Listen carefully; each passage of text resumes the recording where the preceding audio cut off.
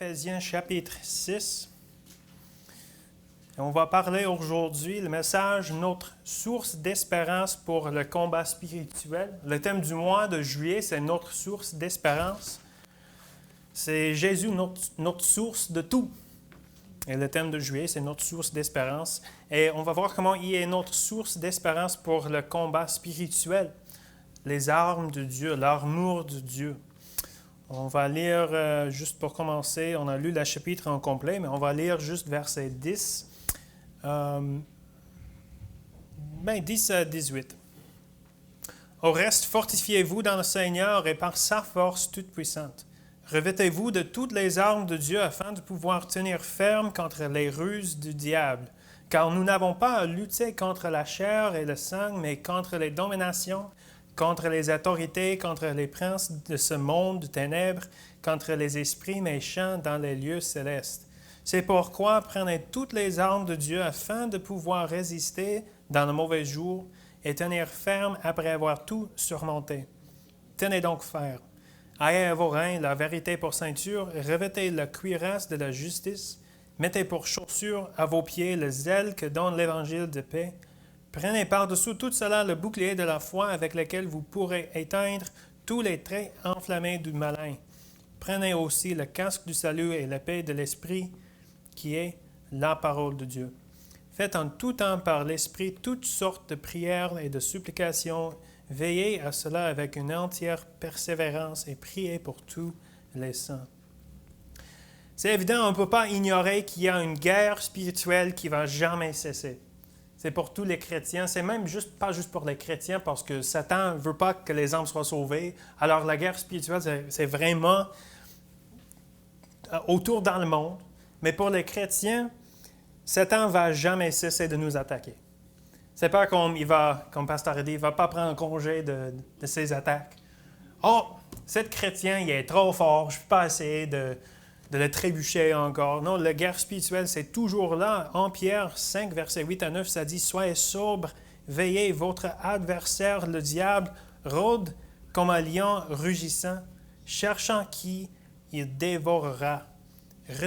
Résistez-lui avec une foi ferme, sachant que les mêmes souffrances sont imposées à vos frères dans le monde. » Les mêmes souffrances, ça dit personnellement, le diable est là, mais les mêmes souffrances sont imposées à vos frères dans le monde. C'est à tous les chrétiens, la guerre spirituelle.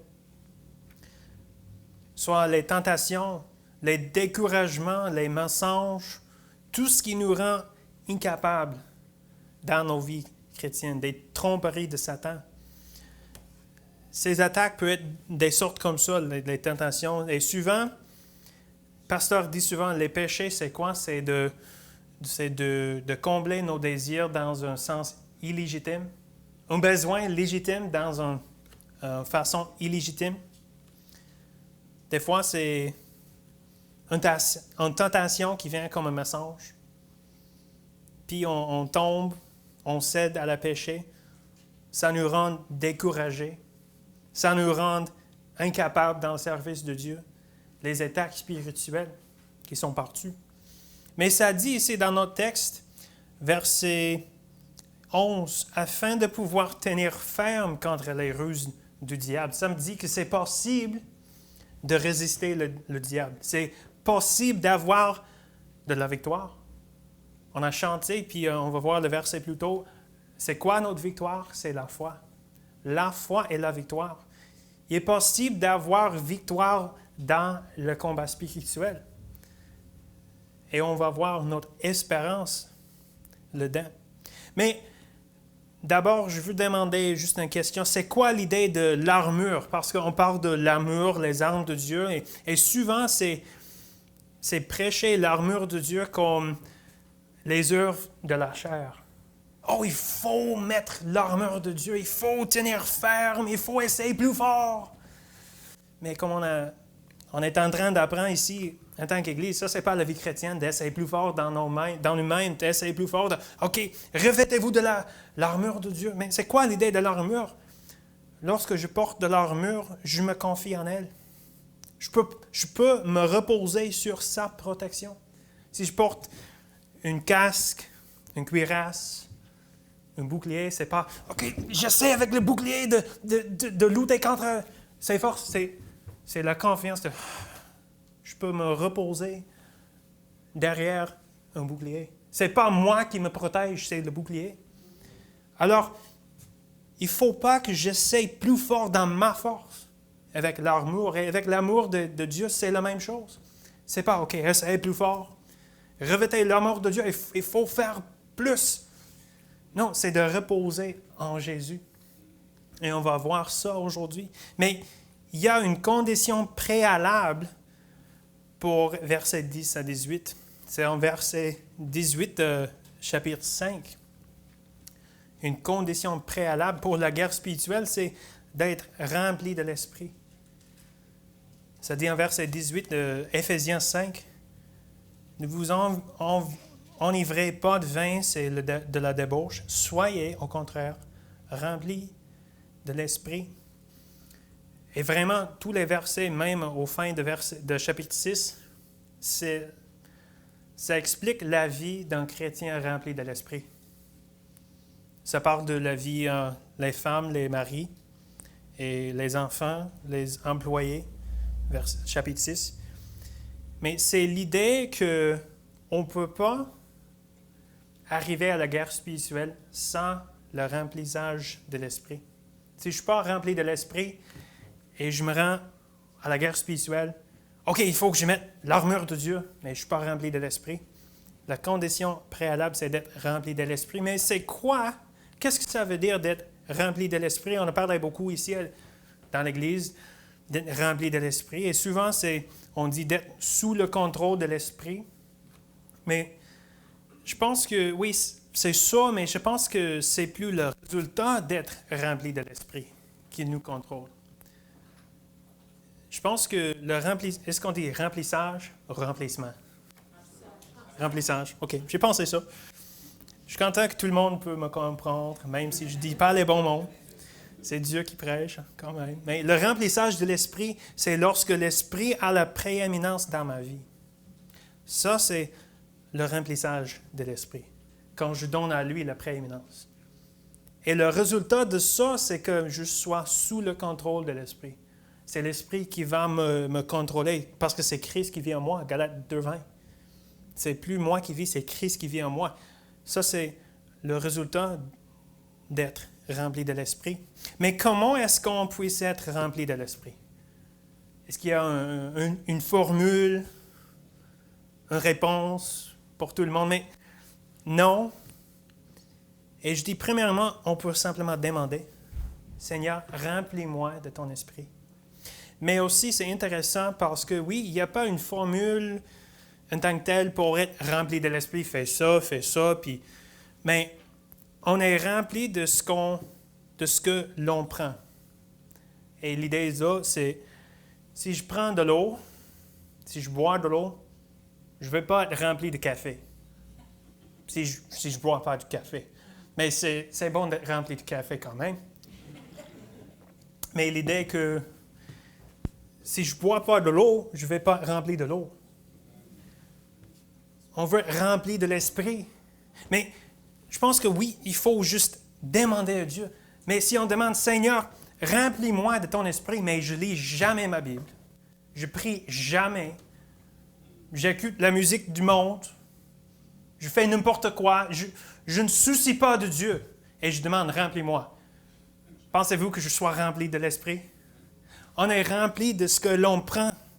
Mais ce n'est pas une formule parce que, tu as lu un chapitre de la Bible, il faut lire 2 chapitres pour être rempli de l'Esprit. C'est pas ça, c'est pas une formule, c'est pas une réponse à suivre, mais c'est simplement qu'est-ce qui a la prééminence dans ma vie?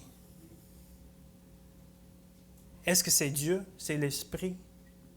Ça, c'est d'être rempli de l'Esprit, d'être sous son contrôle.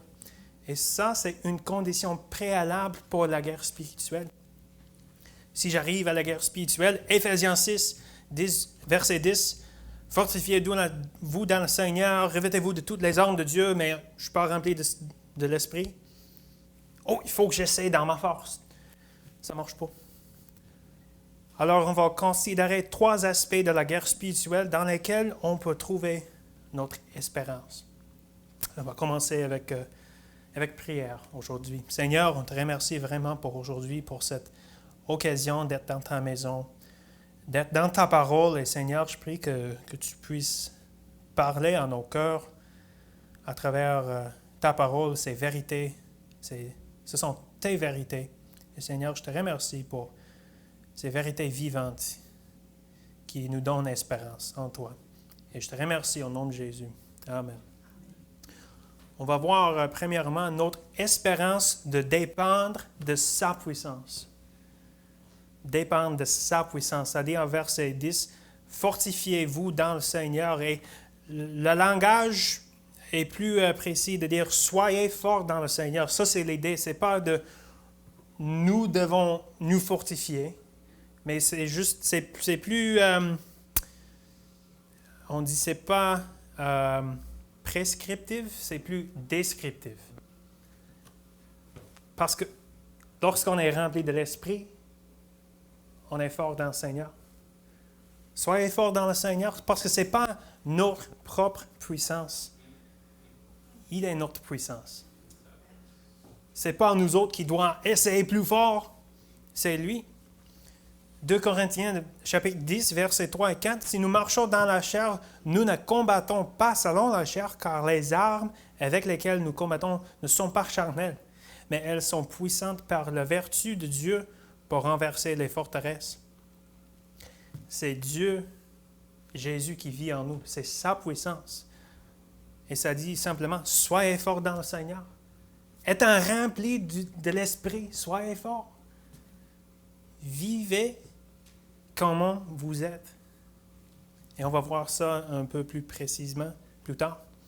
Éphésiens 3, des belles versets. On connaît bien verset 20, à lui qui peut faire au-delà. Mais avant ça, verset 14 à 19. « À cause de cela, je fléchis les genoux devant le Père, de qui toute famille dans les cieux et sur la terre tire son nom, afin qu'il vous donne, selon la richesse de sa gloire, d'être puissamment fortifié par son Esprit dans l'homme intérieur, en sorte que Christ habite dans vos cœurs par la foi, étant enraciné et fondé dans l'amour, que vous puissiez comprendre avec tous les saints quelle est la largeur, la longueur, la profondeur et la hauteur, et connaître l'amour de Christ qui surpasse toute connaissance, en sorte que vous soyez remplis jusqu'à toute la plénitude de Dieu. » C'est sa puissance. C'est sa force. Et vraiment, la vraie puissance, la vraie force, c'est contrôle. Et je vais les expliquer avec ça. J'ai lu une phrase qui disait en foi, on ne peut pas vraiment se dire pacifique si l'on n'est pas capable d'une grande violence. Si l'on n'est pas capable de violence, on n'est pas pacifique, on est inoffensif. Tout ça, ce n'est pas exactement la même idée, mais je vais l'utiliser pour illustrer l'autre point. Si je ne peux pas blesser quelqu'un, je ne suis pas pacifique, je suis inoffensif. Je ne peux pas faire n'importe quoi. Mais aussi dans le sens de puissance, si je suis fort, je peux briser un mur, je peux briser n'importe quoi, je suis fort, je suis le plus fort homme dans le monde, mais je n'ai pas contrôle de cette force. Je ne suis pas vraiment fort. La vraie force, c'est d'avoir la puissance, mais de la contrôler, de la garder sous contrôle. Ça, c'est la puissance la plus forte, de contrôler. Mais ça, je parle physiquement, mais spirituellement, c'est quoi notre contrôle? C'est d'être sous le contrôle de Dieu. Ça, c'est la vraie puissance. Nous sommes forts dans le Seigneur lorsque nous sommes sous le contrôle de son Esprit. Les chrétiens, le plus fort, sont des chrétiens qui sont contrôlés par le Saint-Esprit. On parle de « Oh, ça c'est un chrétien fort ». Mais c'est quoi? C'est quoi cette puissance, cette force? C'est l'Esprit à travers nous. C'est l'espérance de dépendre de sa puissance dans la guerre spirituelle. 2 Corinthiens 12, Paul, il parle de sa faiblesse. et pour que je ne sois pas enflé d'orgueil à cause de l'excellence de ses révélations, il m'était mis une écharpe dans la chair, un ange de Satan pour me souffleter et m'empêcher de m'enorgueillir. Ça, c'est un bon mot français.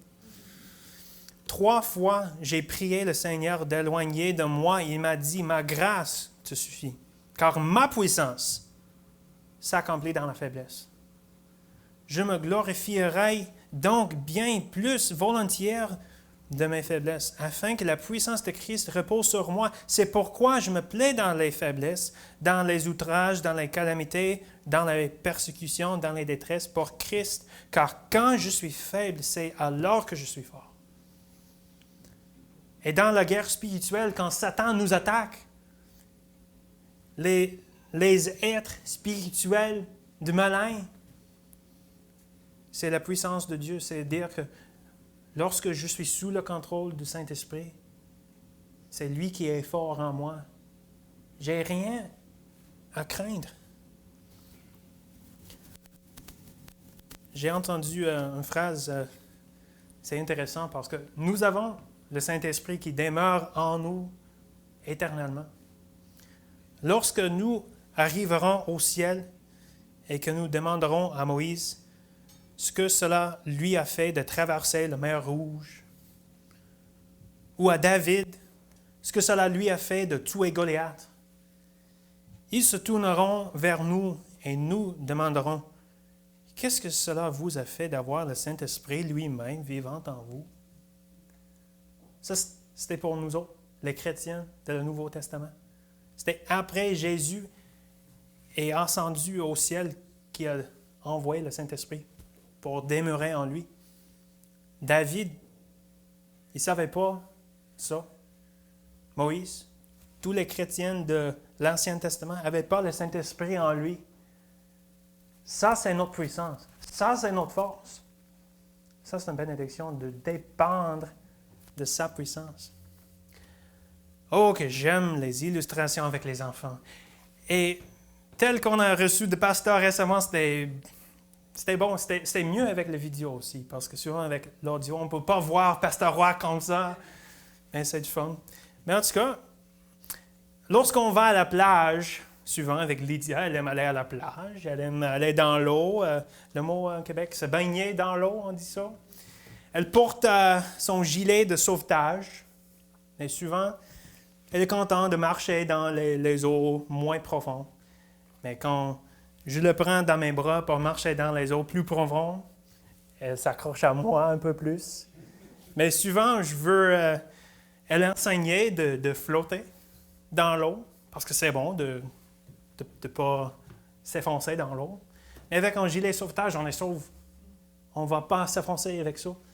Mais je l'ai mis sur son dos, mais souvent, elle n'aime pas ça. Elle va se tourner pour supporter elle-même. Mais quand elle essaie dans ses forces, ça ne marche pas. Quand elle se couche dans l'eau, mais elle veut tourner pour supporter elle-même, elle ne va pas flotter. Il faut se reposer avec le gilet de sauvetage. Et ça, c'est pour nous autres, en tant que chrétiens, avec le Seigneur. Il ne faut pas essayer dans nos forces, d'être plus fort dans le Seigneur. C'est d'être rempli de l'Esprit, de laisser lui vivre en nous. Et ça, c'est réconfortant. Ça donne de l'espérance de dépendre de sa puissance. Mais aussi, en verset 12, ça dit, « Car nous n'avons pas à lutter contre la chair et le sang, mais contre les dominations, contre les autorités, contre les princes de ce monde de ténèbres, contre les esprits méchants dans les lieux célestes. » Ce ne sont pas bons. Mais si ce sont des ennemis spirituels, nous ne pouvons pas en nos propres forces lutter. Pensez-y. Spirituellement parlant, nous n'avons rien. Sans Christ, nous étions morts spirituellement. Et le seul bien spirituellement en nous, c'est Jésus. Il est le seul bien spirituellement en nous. En nous-mêmes, on n'a rien qui est bon spirituellement. C'est sa vie. Alors, si la guerre est spirituelle et il est le seul spirituellement qui est bon en nous, ce n'est qu'en sa puissance qu'on peut même espérer de lutter. Les dominations, les autorités, les princes de ce monde de ténèbres, nous pouvons lutter contre ça en nous-mêmes parce que nous étions morts sans Christ et c'est seulement Christ qui est bon en nous. Mais l'espérance de dépendre de sa puissance. Et c'est donc que la Bible nous dit de prendre ses armes. Ça dit, verset 11, « Revêtez-vous de toutes les armes de Dieu. » C'est de lui. Verset 13, « C'est pourquoi prenez toutes les armes de Dieu. » Quand c'est de lui, c'est puissant en lui, en sa force toute puissante. Et ça, c'est notre espérance, de dépendre de sa puissance. Mais aussi, nous avons l'espérance d'accepter ses provisions. D'accepter ses provisions. Ça dit, revêtez-vous, prenez toutes les armes de Dieu. Et je pense que l'idée là, ce n'est pas nécessairement d'essayer plus fort de porter les armes de Dieu. Oh, il faut que je mette ça, il faut que je mette ça. C'est plus l'idée de juste accepter ce que Dieu nous a déjà donné. C'est Romains 12, 2. Ne vous conformez pas au siècle présent, mais soyez transformés par le renouvellement de l'intelligence. C'est ça l'idée. De revêtez-vous, de prenez toutes les armes de Dieu. C'est juste de repenser à ce qui est vrai déjà. De repenser à qui nous sommes en Jésus. Ce n'est pas un effort d'essayer plus fort de porter les armes de Dieu. OK, il faut que je me concentre là-dessus. Je dois porter les armes de Dieu. Non, c'est juste, je vais considérer ce qui est vrai. On va voir ça à travers toute l'équipe de l'armure de Dieu. Mais ça dit, afin de pouvoir tenir fer. Mais il dit ça, mais puis en verset 14, ça dit, tenez donc fer. L'idée, c'est que on ne peut pas tenir fer sans l'armure. Après qu'on accepte l'armure de Dieu, on peut tenir fer. Puis ça dit, tenez donc fer. C'est pas prescriptif, il faut que tu fais ça, il faut que tu fais ça. C'est comme, vous avez ça. Vous avez l'armure de Dieu. Tenez donc fer. Appropriez ce qui est vrai. Et on va voir ça parce que premièrement, ça dit, ayez à vos reins la vérité pour ceinture. Et encore, le langage, c'est l'idée de ayant à vos reins. Ça dit, tenez ferme, ayant à vos reins la vérité. C'est pas, il faut que vous mettiez ta ceinture. Non, vous avez la ceinture. Tenez donc fer. La vérité.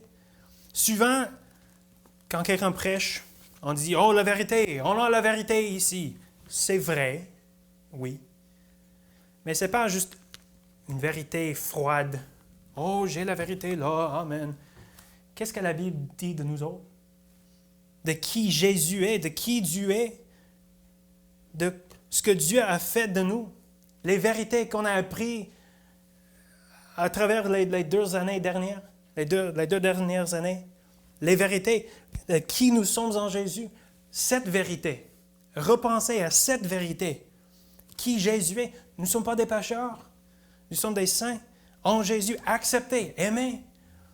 Ça, c'est la vérité, ce n'est pas juste, oh, la Bible, mais qu'est-ce que la Bible nous dit? Ça, c'est la vérité. Pour un soldat romain, c'était la ceinture qui tenait ensemble toute l'armure. Ça gardait tout secure pour donner un mouvement libre. Parce que ça gardait tous ensemble. C'était comme le manteau dans l'hiver qui nous gardait tous pour donner le mouvement libre. Mais il y a des histoires qui sont drôles dans le monde. J'ai entendu une fois, c'était un voleur. Il a volé quelque chose, mais il ne portait pas son ceinture. En courant des policiers, ses pantalons sont tombés à terre, il a trébuché. Les polices l'ont attrapé. Il n'y avait pas la ceinture, il n'y avait pas le mouvement libre pour courir. Et ça, c'est l'idée pour nous en tant que soldats, en tant que dans l'armée de Dieu, d'avoir la vérité qui nous garde. Je suis ferme dans la vérité. Dieu même. Je suis en Christ. Christ est en moi. De quoi craindrai-je? J'ai la vérité qui me donne le mouvement libre. Je suis libre dans Dieu. La vérité va vous tenir ensemble. Et repensez à la vérité. Philippiens 4, verset 8. Au reste, frères, que tout ce qui est vrai, tout ce qui est honorable, tout ce qui est juste, tout ce qui est pur, tout ce qui est aimable, tout ce qui mérite l'approbation, ce qui est vertueux et digne de louange soit l'objet de vos pensées. Ça, c'est l'idée. Pense à la vérité. Repensez à la vérité. Si l'on connaît suffisamment bien la vérité et se concentrer sur elle, il devient facile de reconnaître les fraudes. Pour ceux qui travaillent à la banque, c'est souvent, on fait le monnaie et argent qui sont vrais. Oh, ça, c'était pas vrai. On ne va pas étudier les counterfeits, les faux billets. Je vais étudier là. Non, on connaît effectivement la vérité. Puis on peut constater les fraudes. Et c'est pour la vie d'un chrétien. Ayez vos reins pour ceinture la vérité. Concentrez sur ce qui est vrai, qui Dieu est, qui nous sommes en Dieu. La vérité que Jésus a dit dans Jean 8, et il dit aux Juifs qui avaient cru en lui, « Si vous demeurez dans ma parole, vous êtes vraiment mes disciples, vous connaîtrez la vérité et la vérité vous affranchira. » C'est la vérité qui nous rend libres, qui nous garde ensemble comme une ceinture. Mais aussi, on a l'espérance d'accepter ses provisions, la vérité, ce qui est vrai, mais sa justice aussi. Ayant vos reins, la vérité pour ceinture, et aussi le langage original, c'est comme étant revêtu. Ce n'est pas nécessairement l'idée de revêter qu'il faut que nous faisons ça, la cuirasse de la justice, mais étant revêtu de la cuirasse de la justice. On peut tenir ferme parce qu'on a déjà sa justice, pas la nôtre. Le cuirasse qui couvre le cœur, ça part vraiment de nos esprits. Et l'idée là, c'est comme nous avons la justice de Dieu. Nous sommes purs, nous ne sommes pas des pécheurs. Je suis un saint. Je suis pur, je suis parfait parce que c'est Dieu qui habite dans mon cœur, mon esprit. Je suis revêtu de sa justice.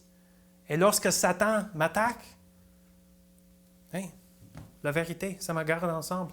Je suis protégé à cause de sa justice. Celui qui n'a point connu le péché, il l'a fait devenir péché pour nous, afin que nous devenions en lui justice de Dieu. Galates 22. J'ai été crucifié avec Christ, et si je vis, ce n'est plus moi qui vis, c'est Christ qui vit en moi. Si je vis maintenant dans la chair, je vis dans la foi au Fils de Dieu qui m'a aimé et qui s'est livré lui-même pour moi. Je ne rejette pas la grâce de Dieu, car si la justice s'obtient par la loi, Christ est donc mort en vain. On est revêtu de la cuirasse de la justice, mais ce n'est pas la nôtre. La cuirasse de la justice, c'est juste d'accepter que je suis juste en Dieu. Je suis pur en Dieu. Satan m'attaque, mais je suis assis dans les lieux célestes. Éphésiens 2, je pense. Je demeure en lui, il demeure en moi. Je suis juste. Je suis concentré sur la vérité. J'accepte ça. Et ce n'est pas d'efforcer nous-mêmes, de porter l'armure de Dieu, c'est juste de se reposer dans ce que Dieu a pourvu pour nous autres. Philippiens 3, verset 9, « Et d'être trouvé en lui, non avec ma justice, celle qui vient de la loi, mais avec celle qui s'obtient par la foi en Christ, la justice qui vient de Dieu par la foi. » Oh, l'espérance que nous avons d'accepter sa justice que nous avons, de se reposer en lui, en sa justice. Ça dit aussi, verset 15, « Mettez pour chaussure à vos pieds le zèle que donne l'Évangile de paix. » Et j'ai étudié beaucoup là-dessus parce que souvent, c'est comme la question, qu'est-ce que ça veut dire l'Évangile de paix? Est-ce que c'est, OK, il faut partager l'Évangile? Mais dans un sens, ça c'est vrai. Mais l'armure de Christ, le combat spirituel, c'est pour nous individuellement. Il y a un aspect que c'est vrai, OK, l'Évangile, il faut partager l'Évangile avec quelqu'un d'autre, d'être victorieux dans la vie chrétienne. Mais dans un sens, peut-être, mais ça doit être plus de ça. Alors, en tant que soldat romain au combat, il était vital d'avoir des chaussures adéquates pour maintenir une assise solide. Les chaussures particulières portées par les soldats romains étaient faites d'un cuir confortable et respirant, qui leur permettait de marcher pendant des kilomètres sans souffrir. Mais c'est mieux que les chaussures qu'on porte aujourd'hui. Ils étaient également équipés de crampons métalliques sur la semelle, ce qui leur permettait de se maintenir en place et de mieux naviguer sur les terrains difficiles. Sans des bonnes chaussures ou des bons souliers, dans le bon québécois, je suis inutile. Si je veux travailler dehors, dans mes pieds, sans des souliers, sans des bas, je ne peux faire rien. Si je suis un soldat dans une bataille, in my bare feet, comment est-ce qu'on dit ça en français? Pieds nus. Ben oui. Qu'est-ce que je peux faire? Oh, un épiné! Aïe! Oh, des roches! Aïe! Oh! Puis l'ennemi m'attaque. Je suis inutile. Il faut que j'ai des bonnes chaussures pour être ferme dans mes pieds. Pour que quand les attaques viennent, je suis ferme. Je peux traverser le terrain difficile. Sans la paix, je suis inutile, spirituellement parlant. Ça dit le zèle qui donne l'évangile de paix. Si Satan peut nous attaquer pour enlever la paix, nous sommes inutiles. Satan essaie d'enlever notre paix. Il nous lance des circonstances frustrantes ou décourageantes pour tenter de voler notre paix. De toutes les choses que l'ennemi cherche à voler, tuer et détruire dans votre vie, la paix est presque toujours en tête de sa liste. Il sème intentionnellement la discorde, la division, la perturbation et le trouble, à la fois en vous et autour de vous. À la fois en vous et autour de vous. Il est le Seigneur du chaos et de la confusion, profitant de chaque occasion pour perturber votre sentiment de bien-être et de stabilité. Il veut que vous soyez mal à l'aise, déséquilibré, rempli d'anxiété, d'inquiétude et d'agitation, sans la paix. Mais la paix nous aide à garder les pieds sur terre et à rester fermes. L'Évangile ici veut dire bonne nouvelle. La bonne nouvelle. Pour nos chaussures, ce que nous donne une assise solide, nous devons approprier la bonne nouvelle de paix. On n'a rien à craindre à cause de la bonne nouvelle de la mort et résurrection de Jésus. C'est comme l'Évangile par les saints. Pour me souvenir, pour rappeler souvent, je suis sauvé. Christ est mort pour moi. Il est mort pour me donner la vie, pour restaurer la paix. Je suis en communion avec lui. Et là, je reste ferme contre les attaques de Satan. De l'Évangile, pas juste pour partager l'Évangile pour des autres, mais pour prêcher l'Évangile à nous autres. Car Jésus a tant aimé le monde qu'il a donné son Fils unique afin que quiconque croit en lui ne périsse point, mais qu'il ait la vie éternelle. Ça, c'est quand même pour nous en tant que chrétiens. Dieu m'aime. Dieu est mort pour moi. J'ai la paix en lui. La zèle que donne l'Évangile de paix, c'est nos chaussures qui nous aident à se tenir fermes. Étant donc justifiés par la foi, nous avons la paix avec Dieu par notre Seigneur Jésus-Christ. L'ennemi cherche toujours à séparer les chrétiens de la source de leur force. Il utilise parfois les mensonges pour attiser la colère contre Dieu. Il commence souvent par cultiver une fausse vision de Dieu. Les croyants commencent à croire que Dieu ne les aime pas et ne veut pas leur bien. Les mensonges, les tromperies. « Oh, je ne suis pas un bon chrétien. Dieu n'est pas content avec moi. » Et on a appris beaucoup les 2 dernières années. Ça, c'est pas vrai. Mais ça enlève notre paix de penser là-dessus. Satan a créé une caricature de Dieu, un Dieu de colère, mais pas un Dieu d'amour. Un Dieu de jugement, mais pas un Dieu de miséricorde. Mais Dieu est tout cela.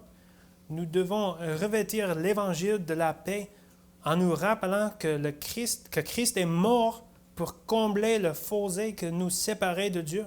Il a payé la pénalité pour nos péchés et nous a donné sa justice afin que nous puissions connaître Dieu et entrer en sa présence. L'évangile de paix nous ancre, nous donnant la confiance divine que lorsque la bataille fait rage et que le monde, l'ennemi se dresse contre nous, nous pouvons rester fermes, sachant que nous sommes sauvés et en paix avec Dieu, alors que tout autour de nous est dans le chaos. La paix qui nous garde. Comme ça dit dans Philippiens 4, la paix de Dieu gardera vos cœurs et vos pensées en lui. La paix qui surpasse toute intelligence.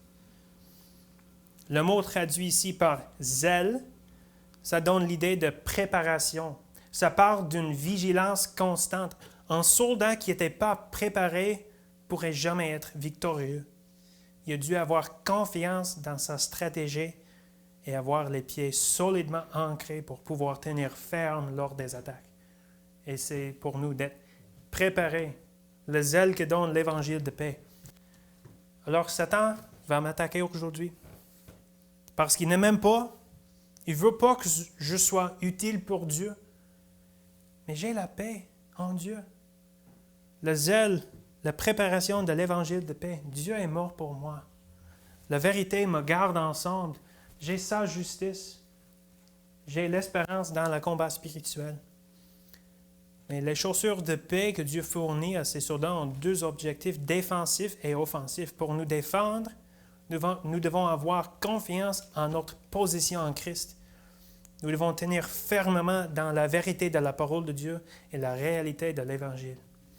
Mais aussi, nous avons l'occasion de partager cette paix avec tout le monde, cette espérance avec tout le monde. Alors, nos chaussures nous aident à défendre, mais aussi d'avancer. J'ai la paix de l'Évangile de paix. Je peux avancer dans la guerre spirituelle. Je peux partager avec les non-sauvés. As-tu espérance? Satan nous attaque. Satan attaque même les non-sauvés parce qu'il ne veut pas qu'ils soient sauvés. Mais nous avons la paix, les chaussures pour la défense, mais pour l'offense aussi. Parce que Dieu n'est pas un Dieu de désordre, mais de paix. Il nous donne la paix. Aussi, verset 16. Prenez par-dessous tout cela le bouclier de la foi avec lequel vous pourrez éteindre tous les traits enflammés du malin. La foi, c'est juste la confiance en Dieu. Je pense que la foi ici, c'est de mettre en œuvre tout ce qui est précédent. La confiance, c'est je crois en la vérité. Je crois que j'ai la justice de Dieu. Je crois que j'ai la paix avec Dieu à cause de l'Évangile, à cause qu'il est mort pour moi. Et le bouclier de la foi, c'est d'approprier ces vérités. Car tout ce qui est né de Dieu triomphe du monde et la victoire qui triomphe du monde, c'est notre foi. C'est juste d'appliquer ces vérités dans nos vies, de penser à ces vérités. Croyez-vous en la vérité, la justice de Dieu et en la paix qu'il vous donne par son Évangile? Ayez confiance en Dieu, en ses vérités. Ça dit aussi, prenez aussi le casque du salut. C'est quoi le casque du salut? Parce que ça parle ici, souvenez-vous, d'un chrétien rempli de l'Esprit. Le casque du salut, c'est pas « je vais mettre le casque du salut, je vais me sauver ». C'est pas ça. Ça parle à un chrétien qui est déjà sauvé, qui est rempli de l'Esprit pour pour combattre en sa puissance. Mais le casque du salut, c'est pour notre tête, ou notre tête, qu'on dit québécois. C'est nos pensées, nos imaginations. Satan ne peut pas toucher nos cœurs. On a la cuirasse de la justice. On est vêtu de sa justice. On est scellé par le Saint-Esprit. Mais il peut attaquer nos pensées pour nous faire oublier toutes ces vérités. Le casque du salut. N'oubliez pas votre salut. Vous êtes sauvés par sa grâce et gardés en Jésus. Notre salut nous protège et nous devons repenser le renouvellement de l'intelligence, le casque du salut. Je vais garder mes pensées. Je suis sauvé. Je suis saint. Je suis accepté dans le bien-aimé. Comme ça dit dans les psaumes, qu'est-ce que l'homme ferait à moi? Je ne sais pas le mot, comment dire en français. In God have I put my trust. J'oublie en anglais aussi. Mais l'idée que j'ai mis ma confiance en Dieu, qu'est-ce que l'homme peut faire en moi? Qu'est-ce que Satan peut faire en nous? Oui, il peut nous attaquer, mais on est protégé parce qu'on a l'amour de Dieu. Et il faut juste se reposer en ça. En réalité, et ça c'est intéressant, chaque pièce de notre armure constitue un aspect d'une seule chose. Parce que souvent on parle, il y a des aspects de l'armure, la ceinture, la cuirasse, le casque, le bouclier, sont tous des aspects différents, mais c'est comme tous des aspects d'une seule chose. Ça va ensemble. Mais c'est dans une seule personne. C'est qui? Jésus. Jésus est notre armure. C'est pourquoi on a chanté « Vêtu de Christ ». Revêtez-vous de Christ, parce qu'il est notre armure. La ceinture de la vérité, Jésus a dit, « Je suis le chemin de la vérité et la vie ». Il est la vérité. La cuirasse de la justice, 1 Corinthiens 1, 30. « Or, c'est par lui que vous êtes en Jésus-Christ, qui, par la volonté de Dieu, a été fait pour nous sagesse, justice, sanctification et rédemption. » Jérémie 23, verset 6. « En son temps, Juda sera sauvé. Israël aura la sécurité dans sa demeure. Et voici le nom dont on l'appellera l'Éternel, notre justice. » Notre paix, les chaussures, le zèle que donne l'évangile de paix, Éphésiens 2, 14, car il est notre paix. Hébreux 12, verset 2, ayant les regards sur Jésus qui suscite la foi et l'amène à la perfection. Et aussi notre salut, le casque de salut, Psaume 27, verset 1, l'Éternel est ma lumière et mon salut. Ésaïe 12, verset 2, Dieu est mon salut. Quand on parle de l'armure de Dieu, oui, la vérité qui nous garde ensemble, notre ceinture, notre cuirasse, qui est la justice de Dieu, le bouclier de foi, l'évangile de paix, le casque de salut, c'est tout Jésus. Et on peut se reposer sur lui. Et ça nous donne espérance. Mais finalement, ce matin, pour terminer, on a vu notre espérance de dépendre de sa puissance, notre espérance d'accepter ses provisions, lui-même notre provision, mais aussi notre espérance de combattre avec sa parole et avec la prière. La fin du verset 17. L'épée de l'Esprit qui est la parole de Dieu. Verset 18. Faites en tout temps par l'Esprit toutes sortes de prières et de supplications. Nous avons à combattre, mais ce n'est pas en nos forces. C'est simplement avec la parole. Ça, c'est notre épée. Ça dit la vérité, oui, et on a vu que la Bible est la vérité, mais aussi c'est les vérités vivantes qu'on trouve là-dedans. Et ça, c'est notre épée pour combattre. On a vu dans Matthieu chapitre 4 comment Dieu était tenté, Jésus était tenté. C'était quoi ses réponses? Jésus lui dit, « Retire-toi, Satan, car il est écrit, je prends mon épée. » Ça, c'est la vérité. Ça, c'est la seule chose avec laquelle je vais combattre. La parole. Ça, c'est vrai. Alors oui, on se tient ensemble par la vérité, mais aussi on attaque avec la vérité. La parole de Dieu est vivante et efficace, plus tranchante qu'une épée quelconque à 2 tranchants, pénétrante jusqu'à partager âme et esprit, jointure et moelle. Elle juge les sentiments et les pensées du cœur. Les armes avec lesquelles nous combattons ne sont pas charnelles, sont puissantes. On a une épée puissante pour combattre, mais aussi la prière. Priez sans cesse, la Bible nous dit. N'inquiétez pas de rien, mais en toute chose, faites connaître vos besoins à Dieu par des prières, des supplications avec des actions de grâce. Quelqu'un a dit une fois, beaucoup de prières, beaucoup de puissance. Peu de prières, peu de puissance, mais pas de prière, pas de puissance. Notre puissance, c'est lui. Notre arme, c'est la parole et la prière. Même l'archange Michel, en Jude, verset 9, Michel, lorsqu'il contestait avec le diable et lui disputait le corps de Moïse, n'osa pas porter contre lui un jugement injurieux, mais il dit que le Seigneur te réprime. Nous n'avons pas de force en nous-mêmes, mais c'est la prière qui est la dépendance de Dieu. Dans la prière, nous reconnaissons notre dépendance envers Dieu et sa puissance.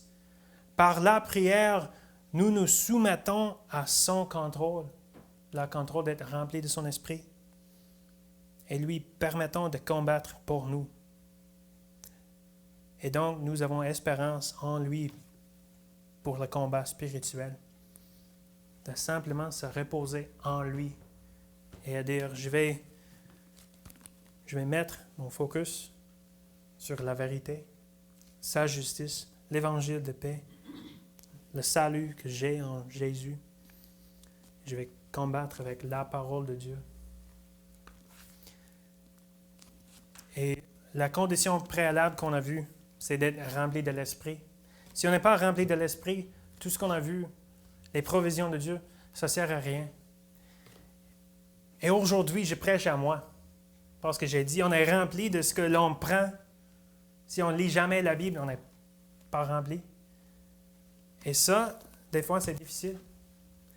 Mais c'est de donner la prééminence à Dieu. Pas comme une formule. Oh, il faut que je lise ma Bible.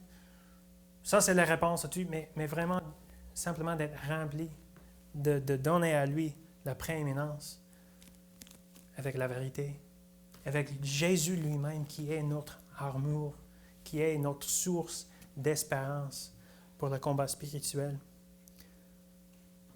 Alors simplement l'appel aujourd'hui, êtes-vous rempli de l'Esprit? Est-ce que vous donnez au Saint-Esprit, au Seigneur Jésus, la prééminence dans votre vie? Parce que quand les attaques de Satan viennent, si on n'est pas rempli, si on n'a pas sa force, sa puissance, la vérité, l'évangile de paix et tout ça, en partie de Jésus, êtes-vous vêtus de Jésus aujourd'hui? Ça, c'est notre espérance pour le combat spirituel. Prions. Oh Seigneur, on te remercie vraiment pour aujourd'hui. Merci que tu te donnes toi-même comme notre provision. C'est toi l'agneau de Dieu qui a versé ton sang pour nous sauver, pour nous donner la paix, ta justice, ton salut. Et Seigneur, vraiment, ce temps est là et il veut nous attaquer de plus en plus. Mais Seigneur, on est vêtu de toi. On a l'espérance de dépendre de toi, d'accepter toi, parce que tu donnes toi-même pour nous. Seigneur, Tu m'as donné l'occasion de prêcher ces vérités, mais vraiment, je dois les approprier pour moi-même aussi. Je dois apprendre de toi comment vivre ces vérités dans ma vie. Et Seigneur, je te remercie que nous sommes tous ici en tant que ton corps, avec toi, notre tête. Et toi, tu nous guides, tu nous conduis vers toi. Merci Seigneur qu'on puisse apprendre ensemble de vivre la vie de Christ, de laisser Christ vivre en nous. Merci vraiment pour l'œuvre de grâce que tu fais ici parmi nous. Et je prie que nous pouvons continuer ensemble en unité, l'unis en toi. Fais ton œuvre ici aujourd'hui, ce matin, Seigneur. Et je prie toutes ces choses au nom de Jésus. Amen.